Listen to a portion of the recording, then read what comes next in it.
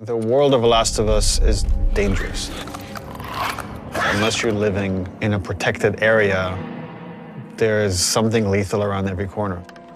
Once you venture out of your home, you're in danger. And where we're taking the story and where we're taking Ellie is like each step of the way, she's putting herself in more and more danger to bring these people to justice.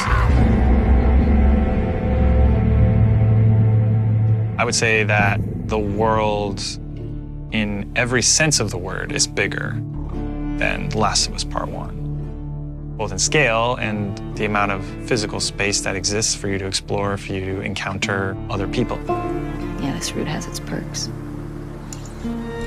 Our hope is to make every corner a challenge, make every decision hard for Ellie. And so we do that not just in the gameplay you experience, but also in the level design.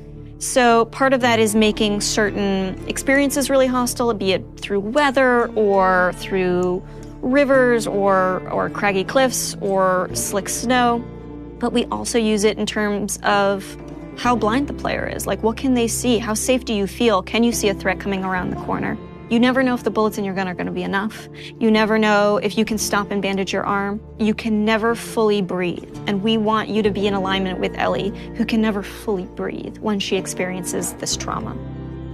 For Jackson specifically, we wanted to make it feel like a very close-knit kind of community that's focused on family, focused on sustainable ways of living. I obviously have the hydroelectric dam generator that's powering the town, so we have electricity in Jackson, which is not something that maybe players would expect to see in the world.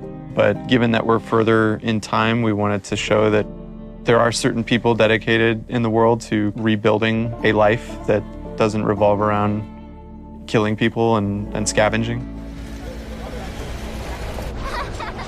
As you walk around the town, you can hear kids laughing. You could see people going into restaurants and eating. And it's a very kind of tranquil town. Now, we know there's all these horrible things happening outside the walls, but they've been able to protect the innocence of this town. Jackson, in many ways, represents what is at stake for our characters. A life of peace and relative comfort. A life where you can fall in love. A place where children can play and it's okay. And I think when we were looking at building out Jackson, it's like, okay, how many of those moments can we represent? What's awesome about the world of The Last of Us is it shows just how precious the things that we take for granted in our everyday lives, how precious those things really are.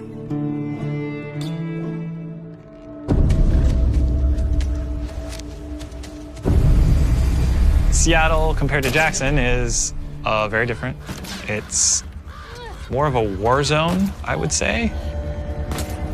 Part of the interesting thing with Seattle or the Pacific Northwest is that there's all this rain and all this foliage and wildlife, and it's this very lush area that if someone were to settle down, it'd be a pretty good place to settle down just as far as the kind of fruit you can scavenge, the animals you can hunt. And then because it is so lush, because it is so teeming with resources, is why there are multiple factions trying to fight over those resources.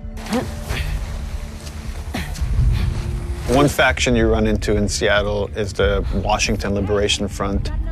When the outbreak happened, the military took some pretty drastic actions and quarantined parts of the country. And this was their way of protecting the population that has survived this horrendous outbreak.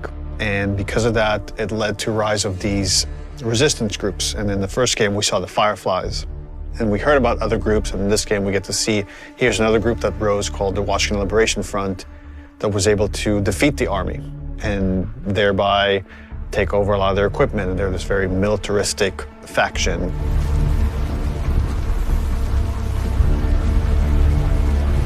And at the same time, you have the Seraphites. And they're a religious group that also came up out of the outbreak that believed that the pandemic came because of sin.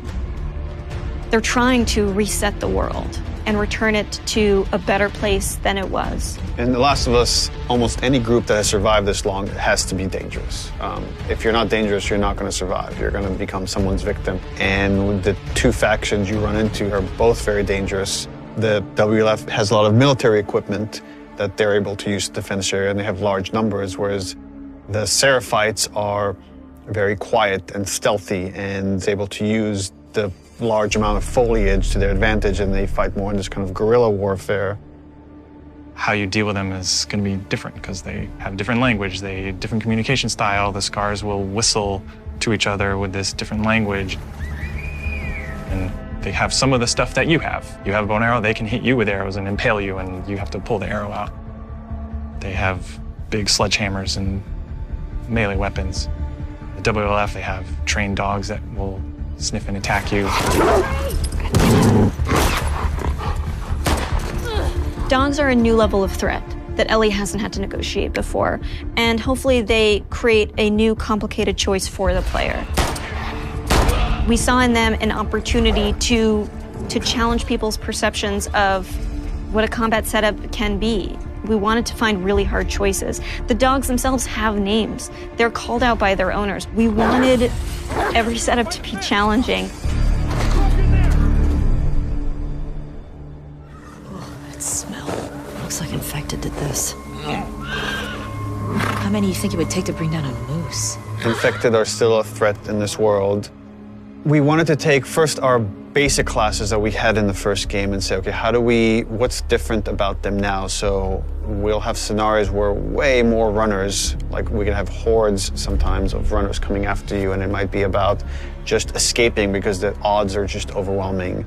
You know, this thing just keeps mutating. There's certain evolutions of Infected that you haven't seen before, certain new classes. There's the Shamblers, which kind of have these exploding acid clouds when you get near them.